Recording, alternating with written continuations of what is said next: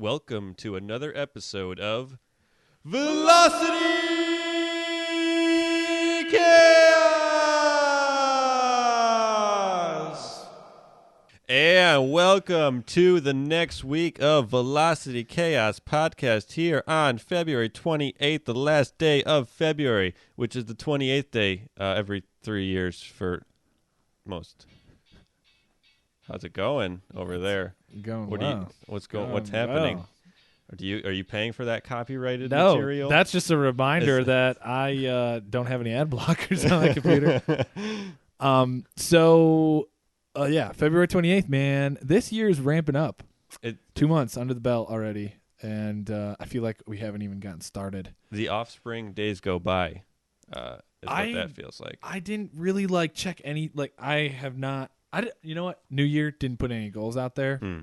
I said, why even challenge myself? I didn't want to disappoint myself, so I just didn't even put any goals out there. That's bold. If you don't set up any expectations, how can you fail? How can you fail? Exactly. I like it.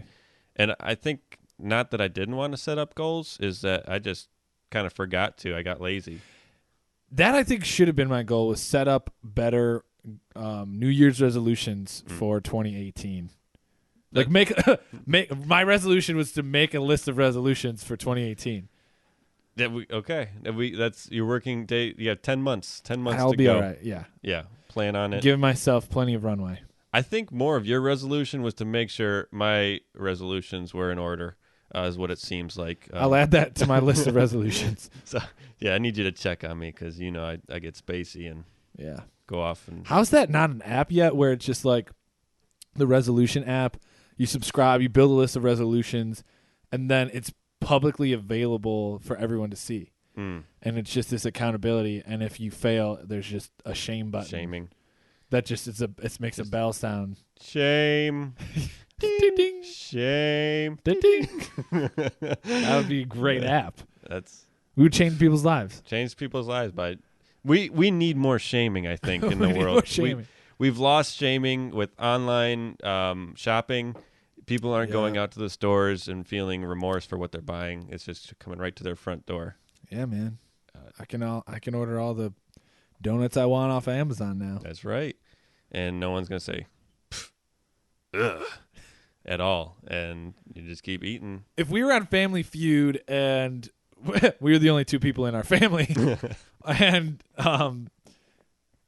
whoever's hosting it now, what if the question was? I feel like Ryan Gosling will probably host it eventually. That I would watch it at that point. I would watch it more than I do now. The Gordon Levitt guy. Actually, no. Joseph Gordon-Levitt. Yeah, scratch that. Him. Better. Yeah. And what if one of the big questions was, what is the most embarrassing item to buy at the grocery store? Cucumbers and lotion. Survey says cucumbers and lotion. That was those two items. Yeah.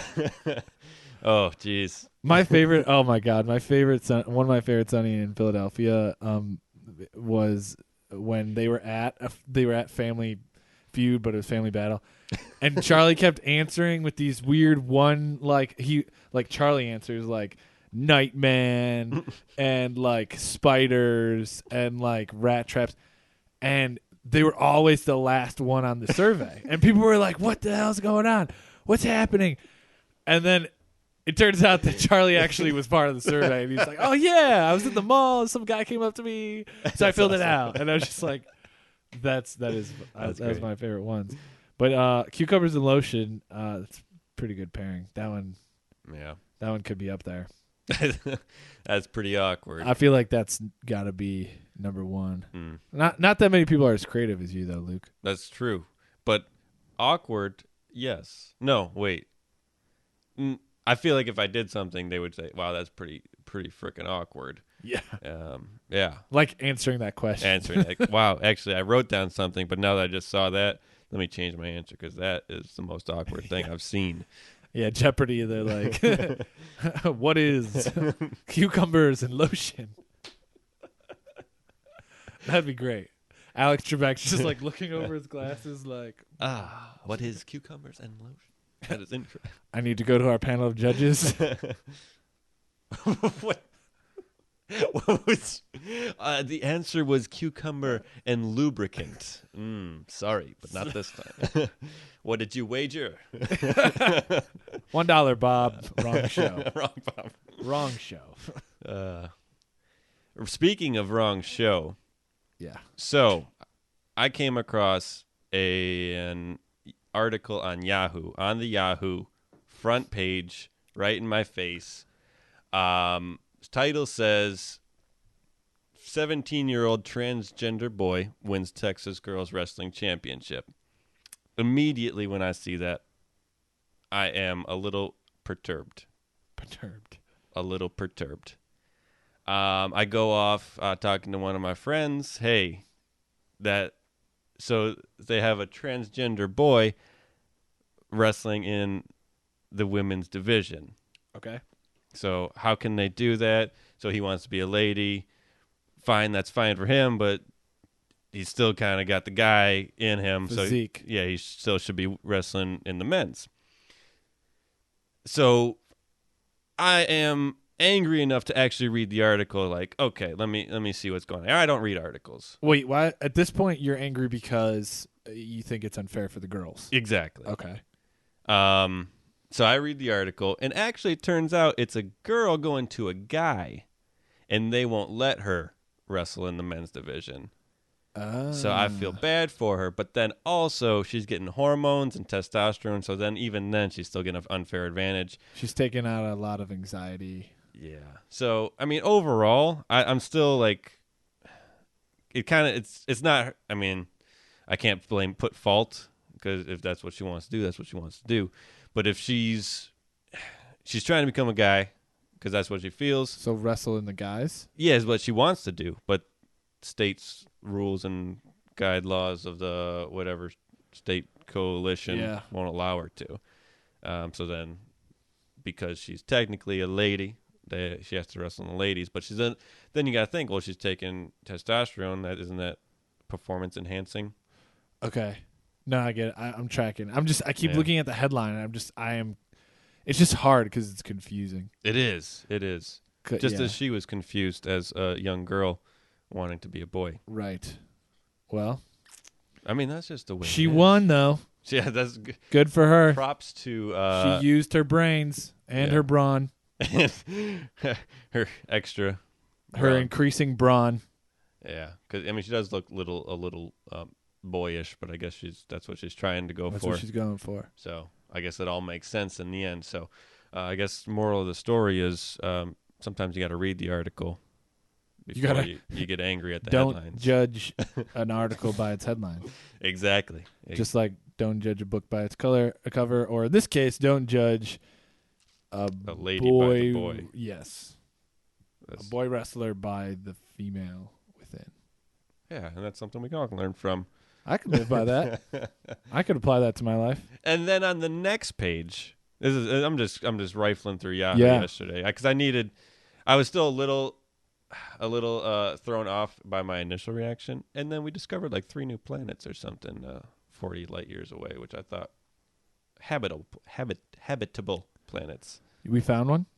3 in the same solar system or something like that. Oh, well, that ties in perfectly with the Alien trailer that I just found. The new Alien Covenant trailer. The new Alien Covenant trailer. What? Yeah, this is just, I mean, Ridley Scott, of course, was just totally, he was predicting this. I mean, yeah. I mean, he was doing a theoretical documentary on the history of humanity, not writing one of the greatest sci-fi franchises of all time. I mean, that's what he does. Because, I mean, like, it's obvious Michael Fassbender's not really human. He's definitely an android. No, that's not the right trailer. Oh, shoot. It's on IMDb.com. Oh. Because it says it's the horrifying trailer. Oh.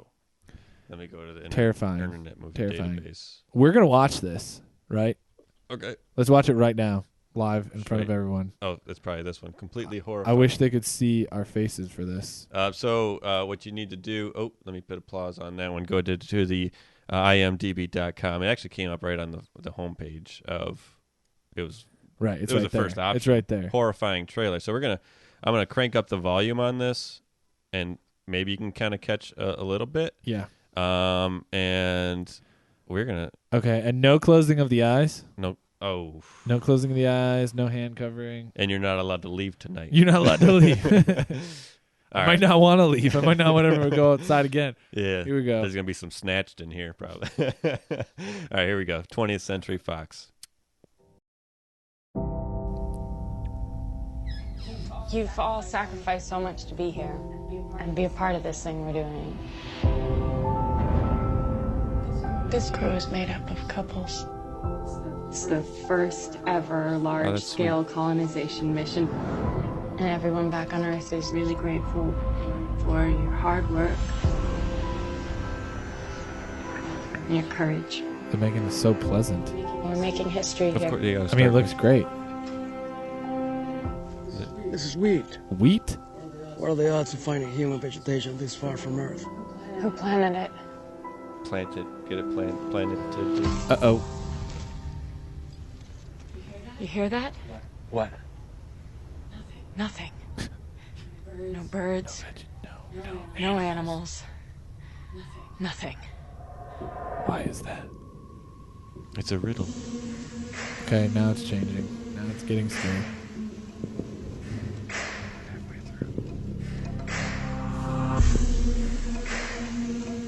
What happened here?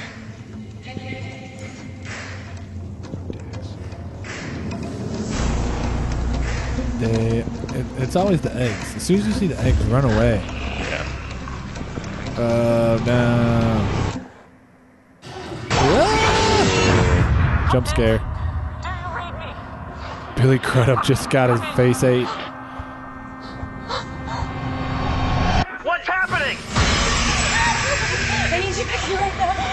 Oh, God. Ooh, backbreaker. Calm down. Tell me to calm down. You're breaking up. Oh.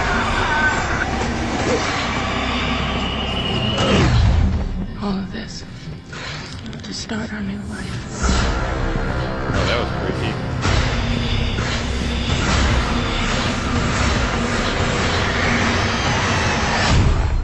Where is it?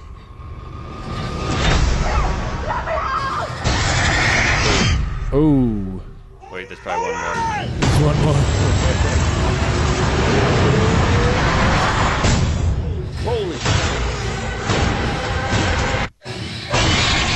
Okay. All right. So, yeah. That was that's quite the wild ride. We gotta figure. I want to take a bet right here. For you, anybody who's listening, does Danny McBride live or die? He definitely makes it to the end. He was there. He makes it to almost the end. He's probably more of a comic relief character, I would have to say. But sometimes they don't always kill the comic relief character. Sometimes they don't. But I'm going to go with LL Cool J, Deep Blue. that they're trying to play against.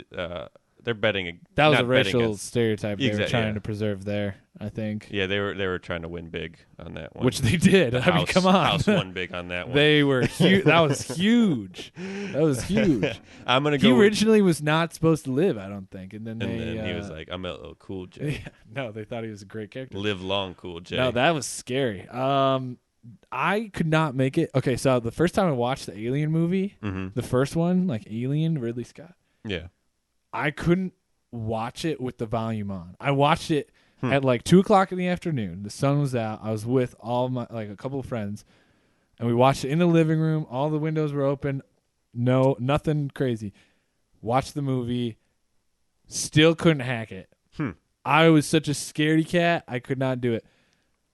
I watched the whole movie with the volume like off.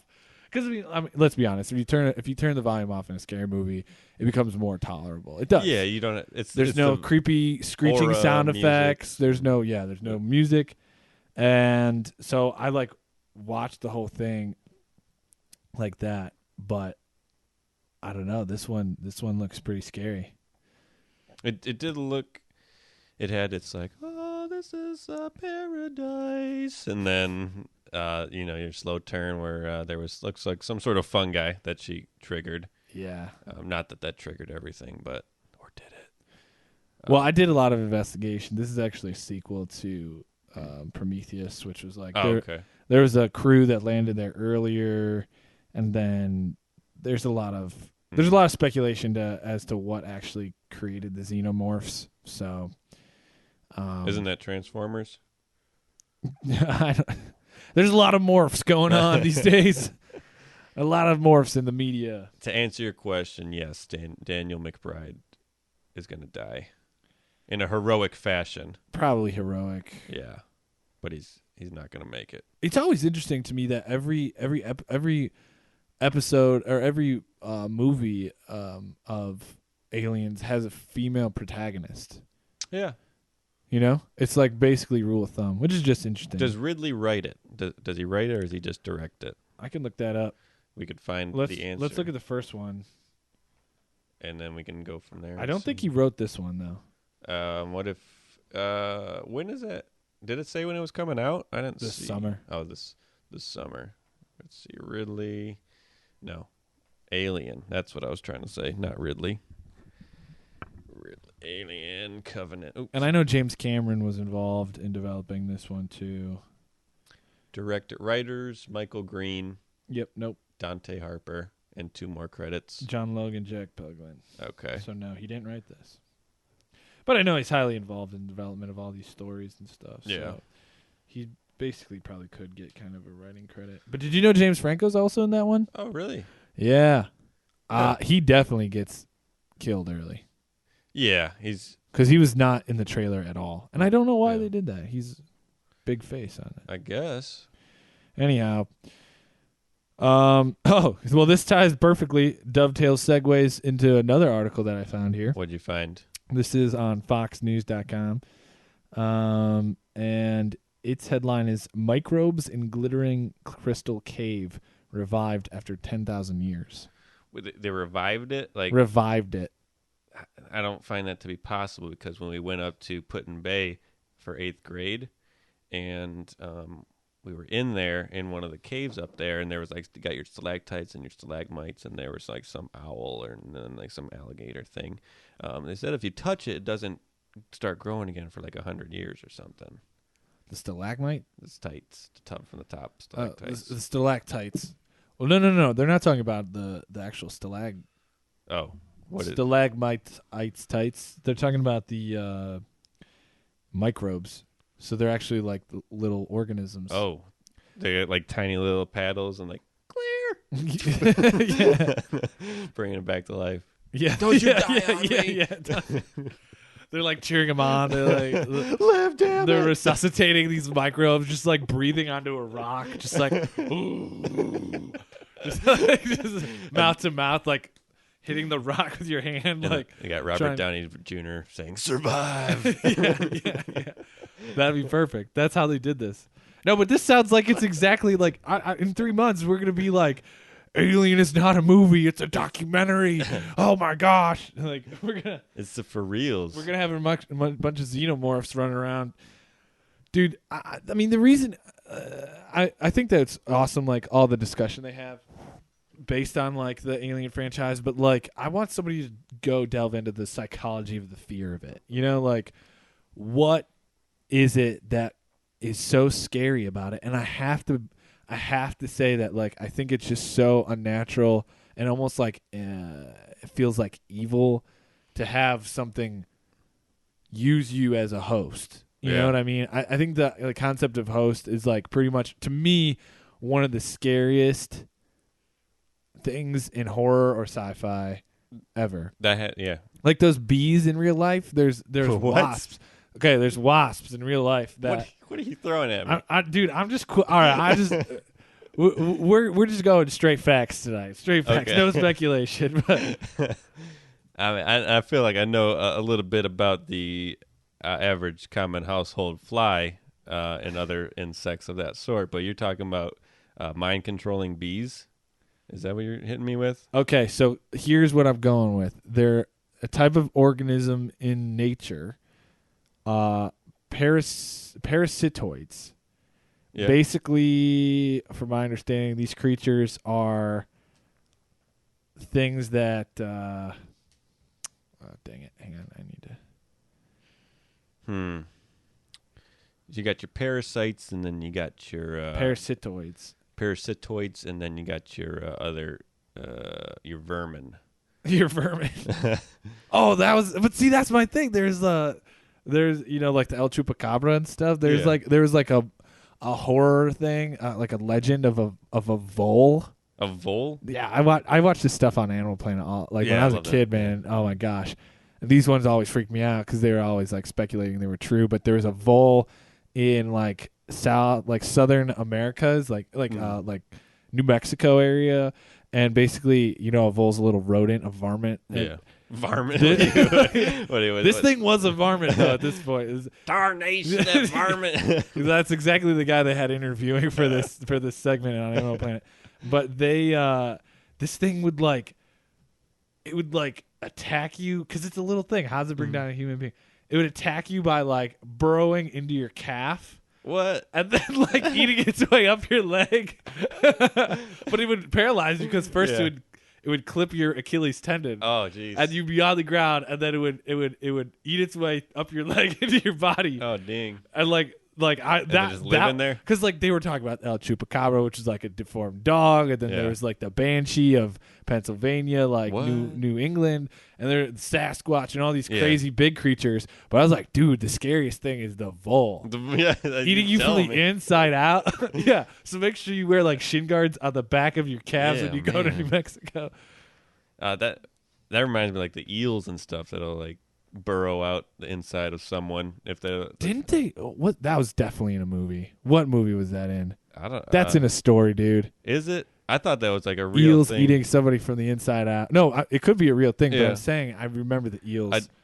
I don't know what's true or movie anymore, or it was a true movie. I feel like I've seen a lot of that on River Monsters. Yeah, I love Jeremy Wade. He's amazing.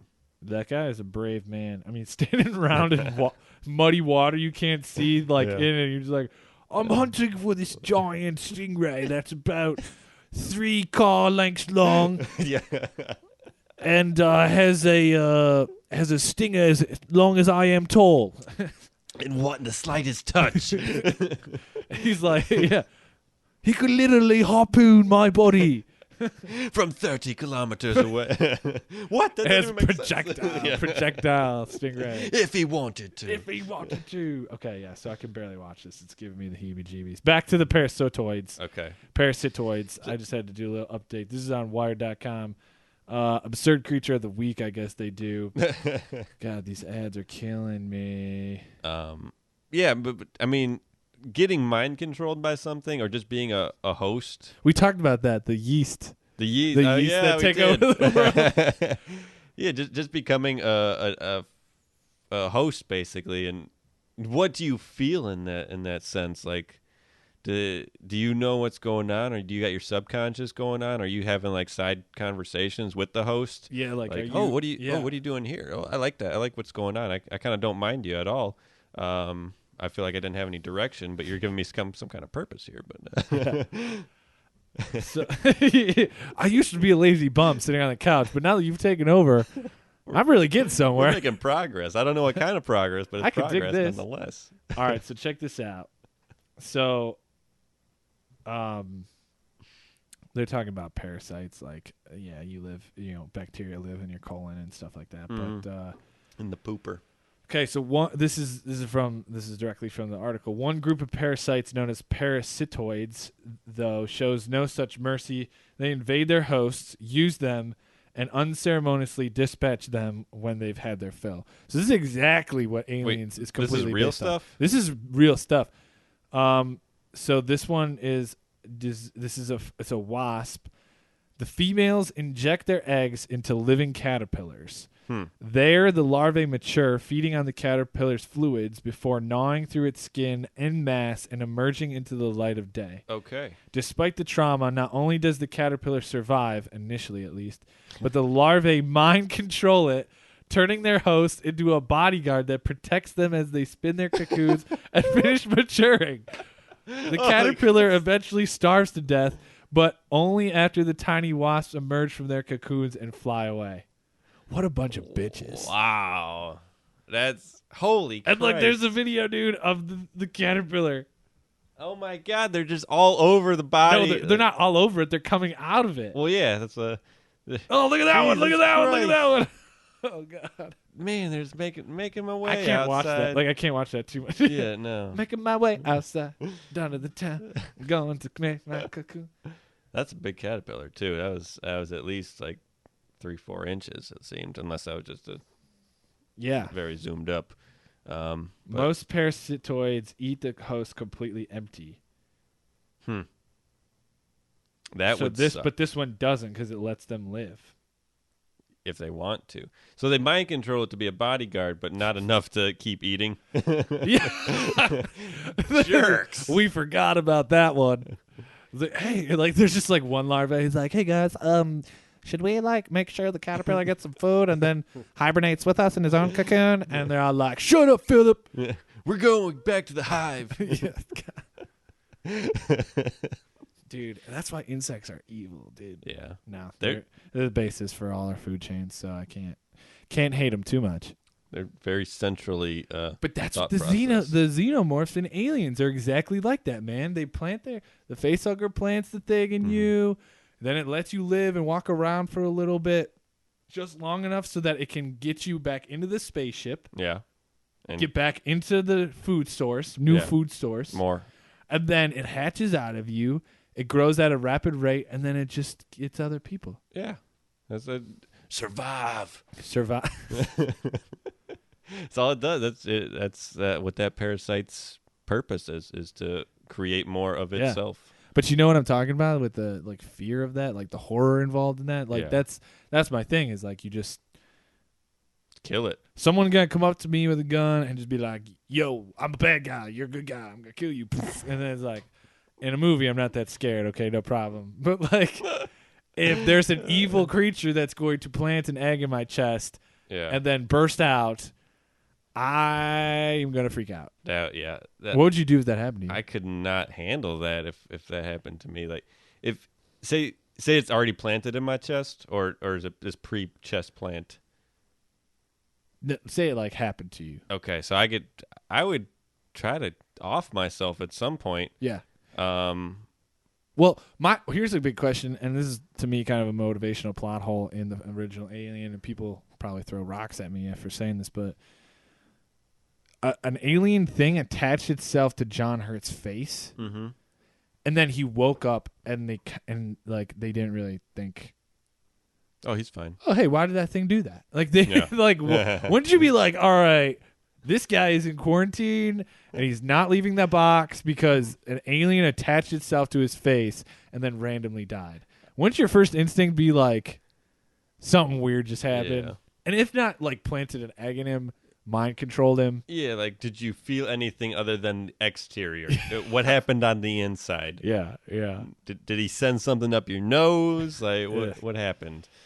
Yeah. But sometimes that keeps me awake at nights, dude. I fall asleep in my bed. I'm checking the corners of the room. I'm like, the thing's just hanging up there waiting for me to fall asleep. Parasitic spiders or something. Yeah. Eat a hole in your calf and then... That was a vole, okay? Hey, I'm not saying class. they can't adapt. Yeah. It's teaching spiders to do the same thing. Maybe bit a spider and then curled up in a giant tarantula, and the tarantula had babies. Mouse tarantula. Volrantula. The Volrantula. Oh, Jesus. Oh.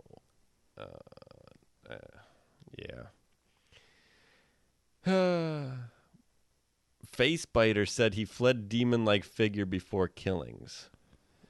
So this is right in that same vein on Yahoo. Florida college student accused of randomly killing a couple in their garage and chewing on the dead man's face told television psychologist Phil McGraw he's feeling a demon-like blank. That was a while ago. That was a long time ago. Are you? Is that an old one though? That's an old one. Yeah. Is that the bath salts guy? It's one. Yeah, I think it was one of the bath salts because there was something with a screwdriver involved. I remember. So this is just an update on the story. This is an update because he's probably getting arraigned or something. Arraigned? Oh God. Whatever that means. Yeah.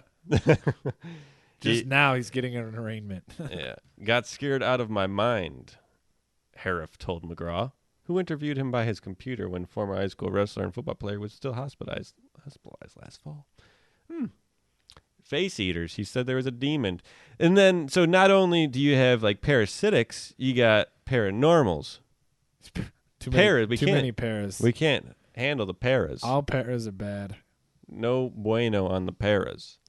No paras. No paras. No Get para. rid of the paras. Isn't no para mean something? Who knows? Like No no peaches or something? No peach. No para in Espanol. I shouldn't type in Espanol. Not for me. No, not for. No para. No. Not for para. Yes. No para. Not for paras. Not for paranormals. Not for parasitoids. Not for xenomorphs. No more. No. No more para. Get rid of them all. Get rid of the paratroopers too while you're at it. Do we need priests? What do we need? Do we need exterminators? Parapriests. Exterminator priests? Is that what the Catholic religion's up to nowadays? Is Priest? I think they're still doing the priest thing. what's the who's the Pope? Pope Benedict? Or is there a new one? There's a new one, right? He's a good one. I know that this one's a good one. Get rid of the paraphernalia. Oh, the paraphernalia. I have parasynthetics. Get rid of the parasynthetics. Isn't that like prosthetics? Just the paraphernalia. I know what that is. Mm-hmm. Not out of experience. Extracurriculars. Not out of experience. Just parasitizations. Parameters. Get rid of the paramedics too, because we just want to make sure. We just want to be pretty We don't good. need a middleman. We need a point A, someone gets hurt, and a point B, they go to the doctor. No middleman. Get rid of those paramedics. Just get them right to the hospital. Teleportation. Teleportation. Yeah, keep the tellas. Yeah. Television. Telephone. Telemundo. I'm going to keep the Telemundo. Because without Telemundo, we wouldn't know what no para meant. We still didn't. We had to look it up. When I moved in and I didn't have internet yet and I just had like a satellite, I watched Telemundo for like 3 days. Did you take anything away from that? For maybe like that 4th day possibly. But then, no, after that, I did not. No bueno. You're like, I'm following through their hand gestures and body language. It's so intense. I didn't learn Spanish, but I really learned how to read body language. I learned how to love. Even beyond words. Ay, Dios mío. That means she's into him. It's got to. I think that's something about the child. I don't even know how to spell it. I mean, so we've talked about, the popular stuff. We talked about upcoming movie coming up here. I think we should make a movie of our own here. Pitch it. See what we can come up with. Yeah, we're gonna do the based on a true story segment now of our podcast. Yeah. So this is we did a similar thing the other week. Creating a story from a headline. Okay, You got one? I got one. You got one. Okay, so we're going to take this headline. It's going to be the log line of the film, and we're going to try to... I got one. What you got? All right, so... Yeah, this is... Yeah, okay, you just explained what we're doing. Yeah. Sorry, I'm so excited. Here is the log line, Luke. Okay. Okay, everyone, we're picturing ourselves in an executive's office at Warner Brothers. Our uncle just recommended us to him, so we have a shoehorn in. We're in the door. We pitch him this Finally log got line. that meeting. Texans plan feral hog apocalypse. So we got Farmer Jim. He's at his barn. This world's going to shit. There's only one thing. The only one thing that he can do. He's got his pig farm. He's going on. This is his life is the pig farm. People start coming, taking all his other stuff. It's the end of the world. So what else can he do? He's got a plan. So he begins thinking, how am I going to survive what's going on here? The apocalypse. The apocalypse.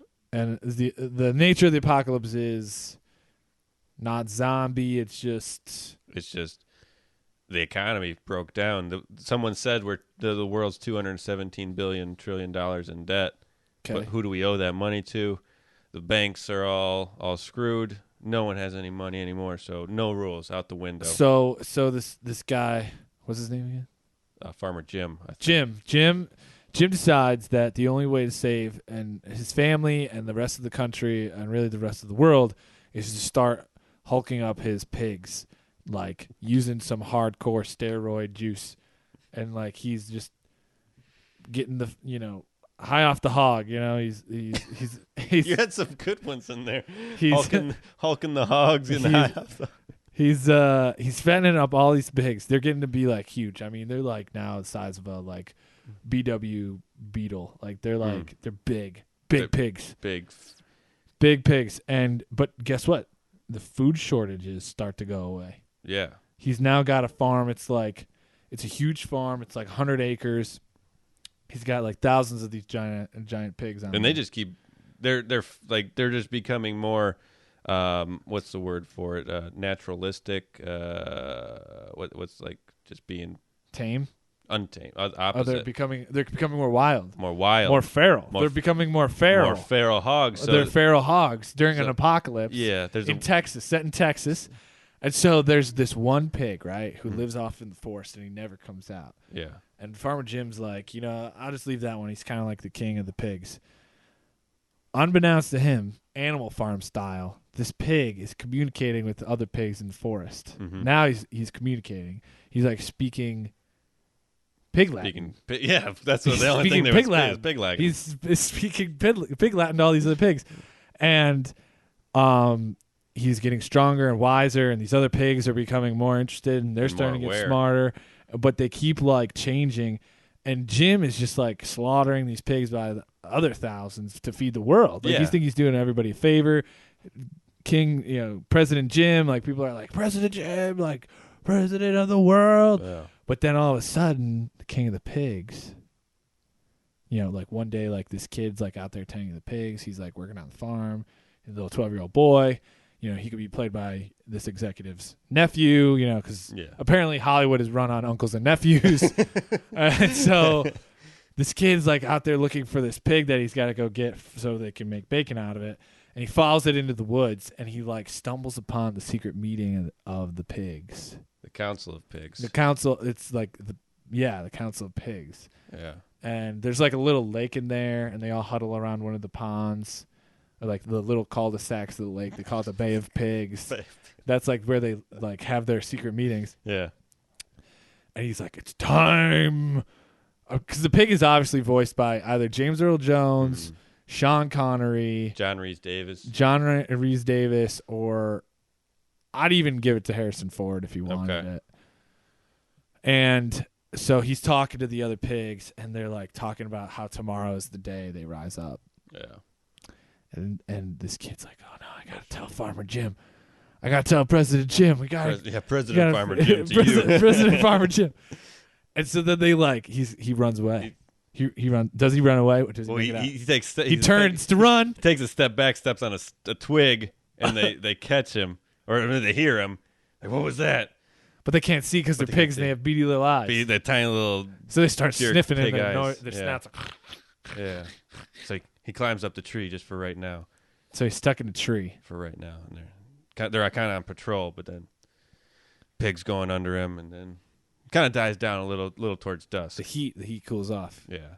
It's dusk. It's nighttime. So he's got to, once he sees the kind of changing shifts and taking their sleeps for the night because they got a morning rise. That's when he has to get back to Farmer Jim. He's got to get back before it's too late. Yeah, he's got to let everyone know. So this little kid, we'll call him Tweed. He starts climbing down the tree, and he gets to the base of the tree. Checks for sticks. He's good. It's good. He starts going through the woods. It's nighttime. It's pitch black, and he gets tired, or his shoelace gets untied. Okay. And he's got to tie his shoe, so he leans up against this rock. But what he thinks is a rock. Thought it was a rock. But it's actually a giant bull pig that is like jacked. It's jacked. Like this is like the new breakthrough in steroid pig technology. Yeah, the meat is just so dense. It's like you can just smell the bacon on this guy. Yeah. And so he's got to run because this pig starts chasing him. Yeah. It's like terrifying. It's like Indiana Jones almost. It's Indiana Jones. And so he's getting back. He gets back to the farm, but he's getting chased. President Farmer Jim's there. Sees the kid running out of the woods towards the house, and this giant pig's chasing him. And he's like, "What in tarnation?"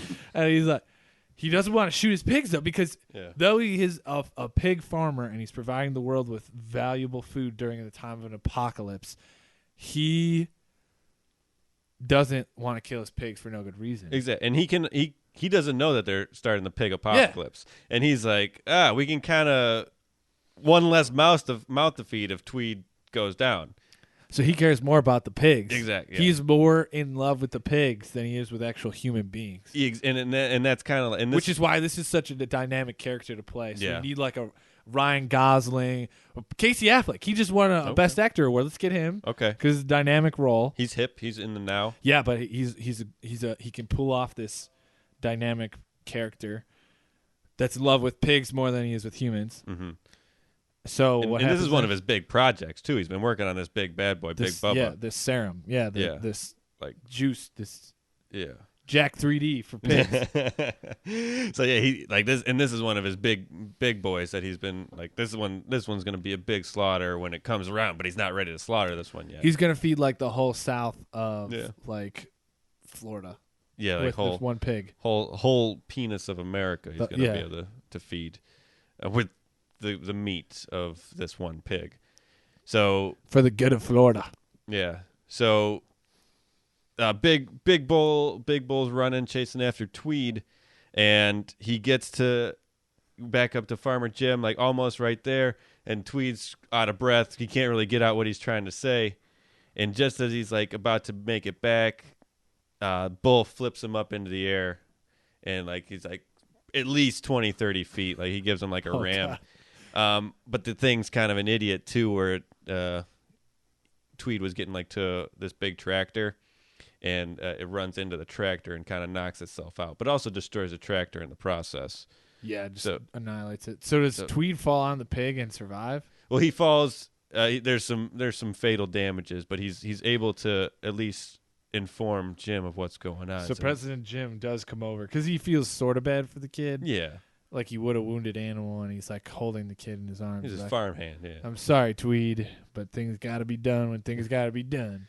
And then he's like, President Farmer Jim, I overheard the big one in the forest. He was talking about the feral pig apocalypse, and they're gonna rule. And then President Farmer Jim's like, wait, what's that? And he's like, they're revolting. And he's like, wait, what's that? Tell me, son. And then Tweed just like screams like that horror yell, you know, It's just like, Porkpocalypse! The Porkpocalypse. And dies in his arms. And Farmer Jim looks up to towards the woods and is just like, oh Christ. End of movie 1, part 1. So we have, this is a multi. This is a 3-picture deal. At least. This is like The Hobbit. This is like Peter Jackson's It was going to be 2, but then they're like, let's 2 make it 3. 2 such a weird number. Yeah. So we're just going to go with 3. Even though the book came out. So that's Porkpocalypse episode 1. Yeah. So yeah, if you want to read the real article about what's happening in Texas, you can check it out on Lou Korvette's Facebook page. We'll post it there, as well as some of these other cool little pieces that we found. Yeah. Pieces of news. And so, I mean, as we learn in life is be yourself is really what that you can do, as far as that one band, Stone Temple Pilots, had said in one of their songs, because songs make the world go around, as far as being a universal language, and everyone really being able to experience the same emotions across the world, even using different languages, whether it be that of Sasquatch or Loch Ness Monster, or even the great vole of the chupacabra eating into your calf and hosting itself into your body, because sometimes that's what wasps do, is they'll find their own caterpillar to make home and go off when they're old enough into the world and really just explore what life has to offer as far as college or trying new things, and just straight into the workforce is probably what they would do in their matriarchal society, where neither they care nor want to determine whether or not they're male or female, and decide whether or not they can wrestle anywhere they want to when they get there. And it's really anyone's call on how they really adapt to what they can do, because it's the aliens out there that we shouldn't be afraid of, but want to learn from, if at all possible, just as we should learn from one another and from ourselves as well. And I think that's something we should all take with us. To sum it all up, let's reason with the xenomorphs. Exactly. Let's try that, because you keep running around and screaming in these movies, and that doesn't help. So maybe next time, why don't you try just sitting down, having a cup of coffee, and see how that goes. As long as they're not going straight into face sucking, I think we're good. Unless it's a hot xenomorph. Yeah. Then she can put her egg in me. Wait. Oh, God. All right. Bye. Bye.